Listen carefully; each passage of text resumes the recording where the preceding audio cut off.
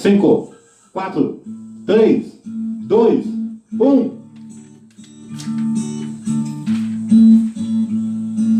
Começa agora a aula mais divertida do mundo. É sobre saber que em algum lugar alguém zela por ti.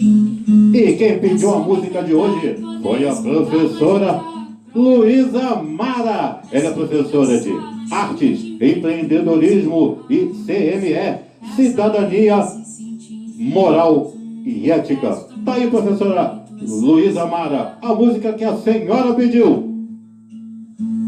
Então fazer valer a pena cada verso daquele poema sobre acreditar.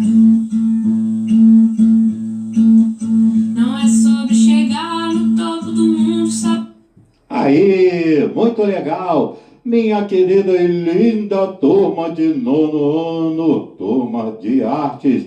Nesse dia 16 de julho de 2020, na nossa aula, vamos fazer a correção do livro, do capítulo 4, das páginas 48 a 59. Então, vamos descobrir algumas coisas interessantes que eu até anotei aqui, ó. O que será que significa essa palavra? Catarse. Essa palavra vai acompanhar a gente. Mas vocês não se esqueçam de entrar aqui no canal do professor Cláudio Neto, no nosso canal do YouTube, fazer a sua inscrição e pedir a sua música, que eu garanto que eu toco aqui. Estamos nesse momento comemorando 6.845 visualizações. Então, bata exclusivo, meu filho. Dá trabalho para fazer. Então, sim, bora para o que interessa. Vamos para a correção do livro. Abram aí, por favor, no capítulo 4, conforme eu falei, página 48 ali. Ela tem uma questão que fala assim, ó. Sobre o tema, penso. Aí pergunta assim, ó. No palco da vida, o que é representar personagem? Adoro esse livro. Ele coloca tudo assim, ó. Resposta pessoal. Então, se eu estivesse em sala de aula, eu estaria trocando com vocês. O que você acha? E você? O que você acha? O que você acha? Como eu não estou em sala de aula, o que eu penso?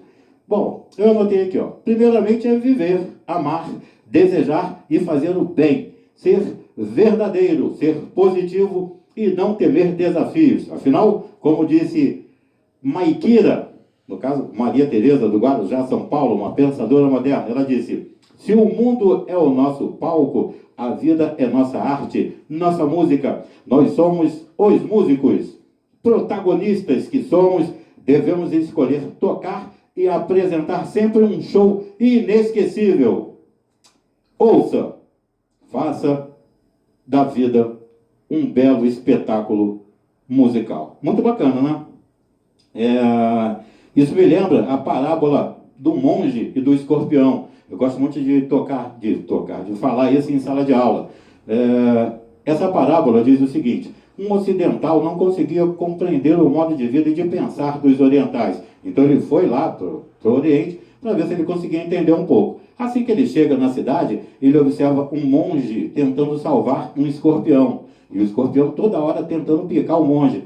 Ele, agoniado com aquilo, ele fala assim: ô monge, eu vim aqui para aprender, não para ensinar. Poxa, você não está vendo que o escorpião está tentando te picar? Como é que você está tentando salvar? Ele disse: a natureza do escorpião é de picar, a minha natureza é de salvar. Então eu quero que a natureza de vocês seja a melhor possível. Então, vamos nessa. Aí tem o número 1 ali, ó, que fala assim. Tem alguns textos para a gente ler aqui.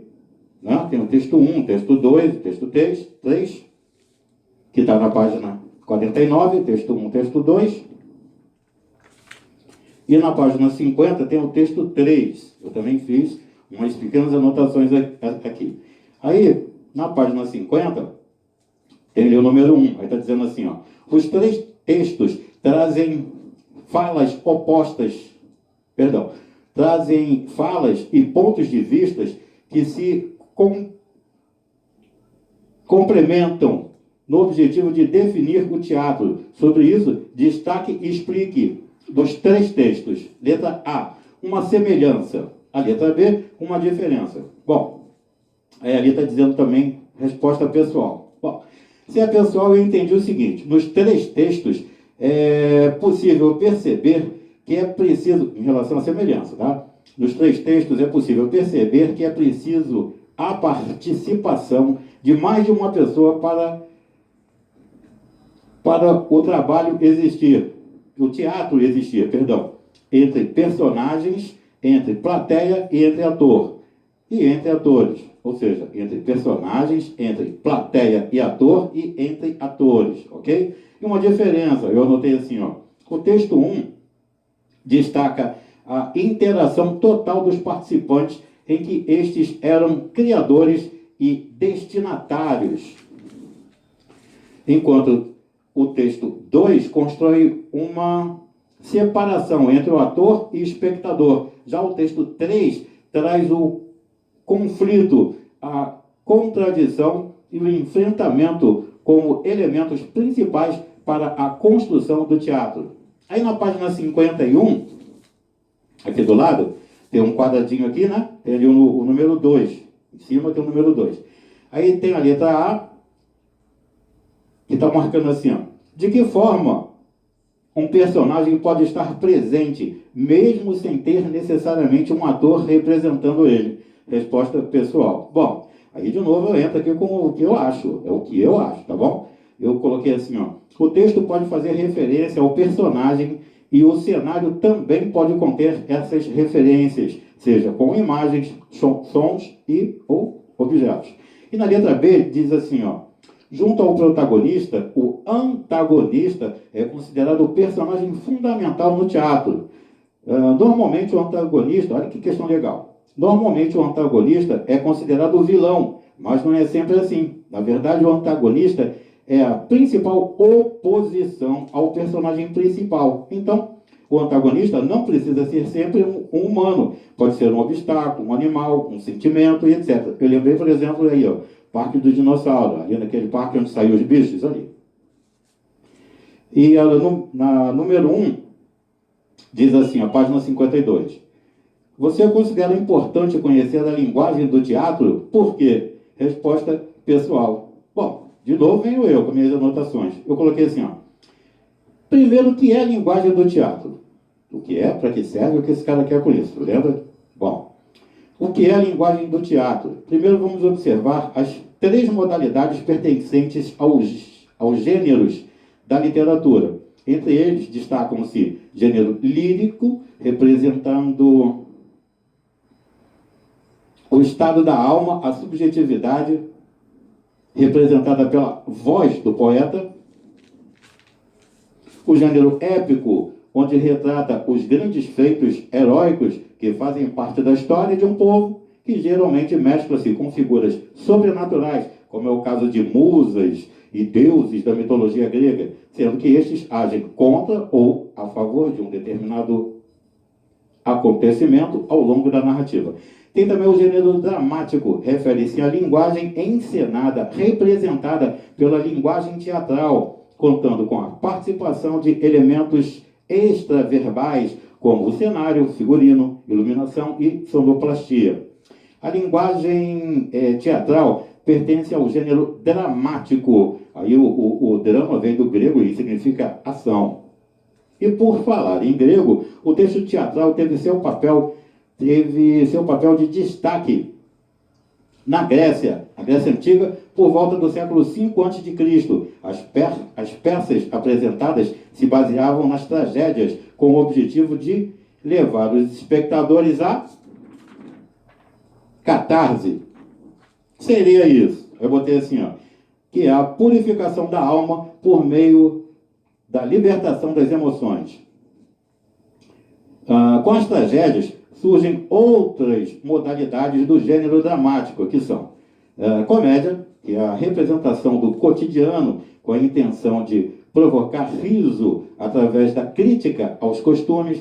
Tem também o alto, uma peça curta, apresentada em festas religiosas, tendo como personagens representantes de entidades abstratas, como a bondade, o pecado, a hipocrisia e a virtude. Tem também a farsa, peça curta que satiriza os costumes, dando ênfase ao grotesco. Ao longo do tempo, a linguagem teatral sofreu várias influências de outras linguagens, como o cinema, a televisão, a informática, e ela mesma passa a questionar o próprio objetivo real, a função catártica, que resulta em denúncias sociais e reflexões filosóficas. Agora você já pode dizer se você considera importante conhecer a linguagem do teatro e por quê. 2. Principais teatros do Rio de Janeiro. Aí eu coloquei ali, ó, João Caetano, que ele é bem tradicional, o mais antigo do Rio, Teatro Municipal, Teatro Bradesco, o Centro Cultural Solar de Botafogo e o Teatro Princesa Isabel. O João Caetano fica na Praça Tiradentes, cabe 1.222 pessoas, eu destaquei.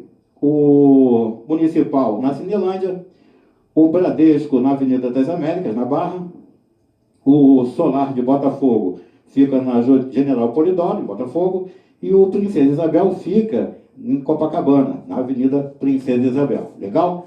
Na página 52, a número 3, pergunta assim, ó, você já foi ao teatro e como descreveria esse espaço? Aí a gente precisava ter um contato para a gente conversar. Eu coloquei que teatro é o lugar onde ocorrem apresentações de obras dramáticas, onde atores usam música, dança, diálogos para expressar a obra, ou seja, para interpretar e despertar sentimentos no público. De novo. 4. Se você foi ao teatro, que peça assistiu? Bom, eu fui várias. A última que assisti foi O Mistério de Irma Vap, que era uma peça que possuía características de gênero, a farsa. Bom, no caso era uma sátira, né? Tem vários gêneros aí, que ela faz vários deboches. São dois personagens que trabalham com muito efeito sonoro, eles tocam de roupa rápido e fazem referências e aparições de vampiros, fantasmas, múmias e lobisomens. Atualmente, por conta da pandemia, agora não, mas em breve vai voltar com o Luiz Miranda e o meu amigo Matheus Solano, no Teatro Casa Grande, lá no Leblon, na Afrânio de Melo Franco. Na página 57, número 1, de que forma a infraestrutura do teatro pode contribuir ou atrapalhar uma peça. De novo, como é que ele diz? Opcional, né? Opcional não. Resposta pessoal. Bom, eu coloquei assim, ó. Pode contribuir na medida em que permite a execução de cenários mais elaborados e permitir que a peça flua naturalmente, e a falta dessa infraestrutura pode desfavorecer toda essa ação. A 2 pergunta assim, ó, qual a importância de investir em teatro, cinema, casa de shows, com preços acessíveis, no caso, preço baixo, à população? Bom, aí também, opção pessoal, eu coloquei, por meio dessa ação, pode promover cultura e valores, a fim de contribuir com a formação da sociedade.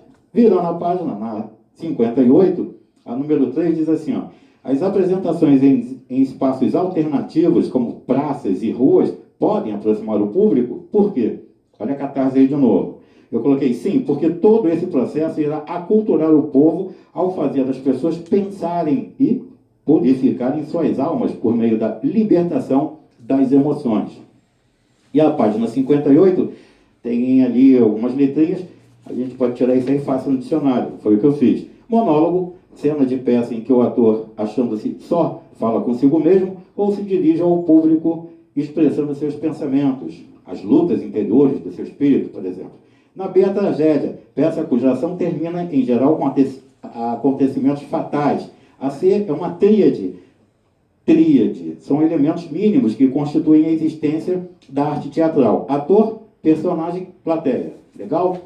E na página 59, o que é a comédia? Peça teatral de qualquer gênero, especialmente aquela cujo propósito é divertir pelo tratamento cômico das situações, dos costumes e dos personagens. E na letra E, cenário, que é lugar em que decorre a ação ou parte da ação da peça, romance, telenovela ou filme, por exemplo. E como dica de filme, eu deixo O Alto da Compadecida e Lisbela o Prisioneiro. E vocês podem ter uma ideia mais ou menos do que o Alto da Compadecida. Tá legal? Vários elementos ali vão estar ajudando vocês a entenderem o que eu estou querendo passar.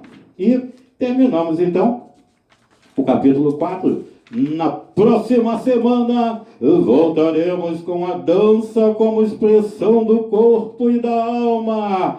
A dança como expressão do corpo e da alma é o capítulo 5. Então, até a próxima semana. Não se esquecendo que nós não estamos em férias. Nós estamos em quarentena. Muito amor, muito carinho, muita paciência com todos que estão ao seu redor. Eu agradeço a presença de todos. Daí onde vocês estão vendo. Agradeço a visualização de todos. E um forte abraço. Beijo no fundo do coração de vocês. Até a próxima.